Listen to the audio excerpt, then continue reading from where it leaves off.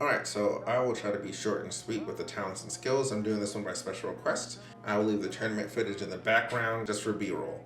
Getting started with his passive. His passive builds meter when you're within 4 meters. So when that meter is full, you will get the ball stolen or you'll pass to reset it. Those are your options. The next thing is he has 2 ults. So one of the ults can be used to steal from long range, or it can be used to contest. You can also cancel out of it and block. That's a skill gaps thing. The second ult is a 3-point that will go in pretty often heavily contested, but it's easy to block and it can only be used once per match. He has a side drifting fade. It's very easy to contest and it's also pretty easy to block. It's also easy to do accidentally, so you may want to get familiar with that and practice. He has a rhythm dribble which slows people down if they're in his contest range. He can pull up jumper out of that.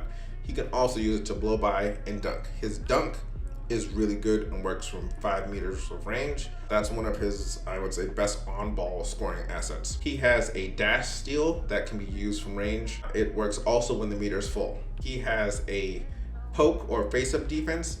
This is very good for applying pressure to dribblers. It also can be used to get around screens. I wouldn't suggest it unless it's against someone like Jokic.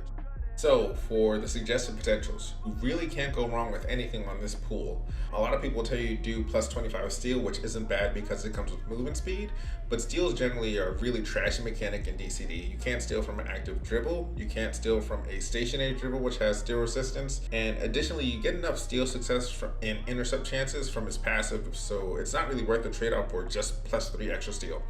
I also wouldn't suggest going for random swipes unless you have E6, which turns successful swipes into a dead ball or a kills alive dribble. Kawhi has really glaring weaknesses. If you look at his stats, his blocking is terrible. Blocking's only 180 degrees. He's extremely slow. His passing is abysmal. It makes it really hard to stretch the floor for ISO or for your scorers. His strength is terrible, but if you're going against someone like Dirk, you probably want to buff that. So I personally use 22 pass and 22 steal for solo queue. I think that's what Bear Bro uses. If I was playing with a team, I would use 16 pass and 16 strength. AT is one of the best overall lockdowns and I would say best 2 guards that I've seen on YouTube. And his build is extreme. He gives up his plus 16 3-point for just plus 3 more movement speed, but it works for him. It kind of makes sense because if you only shoot 3s after successful steal, you might not even notice a difference in your shot cycle. So don't quote me on that. I'll leave a link to these players in the description so you can check them out if you want to. Also, this is where the Kawhi skill gap really hits. So for the bread and butter, my style of playing Kawhi is kind of understanding the defense and punishing passes or punishing the meter buildup. You can also try to force a dribble towards you or towards the help defense in one direction.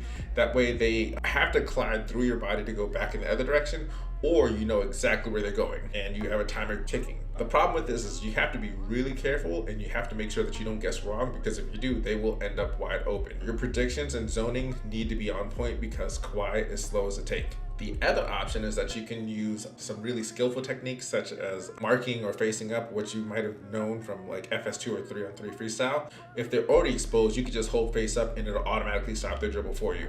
But they'd have to be idiots to be holding the dribble against Kawhi and seeing the meter build up and still seeing it available. So essentially you really have to master one of these techniques or your Kawhi is just going to be like playing a slower Paul George on defense without anti-ankle break, and you're probably going to have a bad time. Anyways, hopefully you enjoyed the video. Hopefully it's not too long-winded. That's really Kawhi in a nutshell. He's really impressive if you're good with him, and he feels really terrible if you're bad with him. So I think he's well balanced, really great character, and you'll have fun with him.